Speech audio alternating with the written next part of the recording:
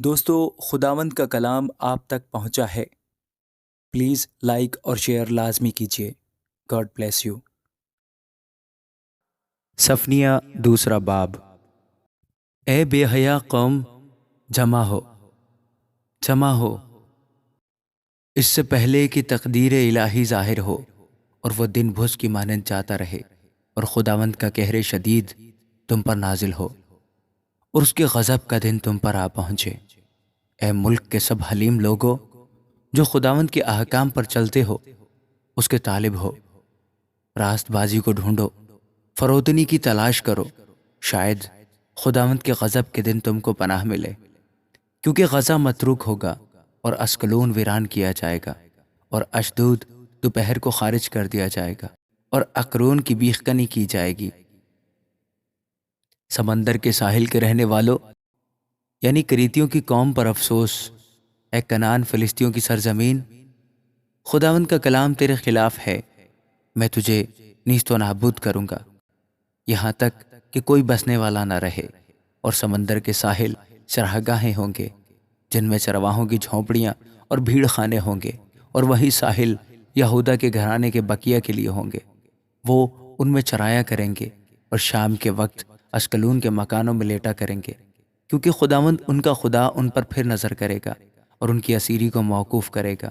میں نے مواب کی ملامت اور بنی امون کی لان تان سنی ہے، انہوں نے میری قوم کو ملامت کی اور ان کی حدود کو دبا لیا ہے۔ اس لیے اب رب الفاظ اسرائیل کا خدا فرماتا ہے، مجھے اپنی حیات کی قسم، یقیناً مواب سدوم کی مانند ہوگا اور بنی امون امورہ کی مانند، وہ پرخار اور نمک زار اور عبدالآباد برباد رہیں گے۔ میرے لوگوں کا بقیہ ان کو غارت کرے گا اور میری قوم کے باقی لوگ ان کے وارث ہوں گے۔ یہ سب کچھ ان کے تکبر کے سبب سے ان پر آئے گا، کیونکہ انہوں نے رب الافواج کے لوگوں کو ملامت کی اور ان پر زیادتی کی۔ خداوند ان کے لیے ہیبت ناک ہوگا اور زمین کے تمام معبودوں کو لاغر کر دے گا، اور بحری ممالک کے سب باشندے اپنی اپنی جگہ میں اس کی پرستش کریں گے۔ اے کوش کے باشندوں، تم بھی میری تلوار سے مارے جاؤ گے، اور وہ شمال کی طرف اپنا ہاتھ بڑھائے گا اور اسور کو نیست کرے گا اور نینوا کو ویران اور بیابان کی مانند خشک کر دے گا، اور جنگلی جانور اس میں لیٹیں گے اور ہر قسم کے حیوان حواصل اور خار پشت اس کے ستونوں کے سروں پر مقام کریں گے۔ ان کی آواز اس کے جھروکوں میں ہوگی، اس کی دہلیزوں میں ویرانی ہوگی، کیونکہ دیوار کا کام کھلا چھوڑا گیا ہے۔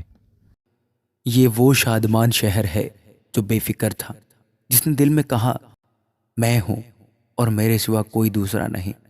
وہ کیسا ویران ہوا، حیوانوں کے بیٹھنے کی جگہ، ہر ایک جو ادھر سے گزرے گا سسکارے گا اور ہاتھ ہلائے گا۔ آمین۔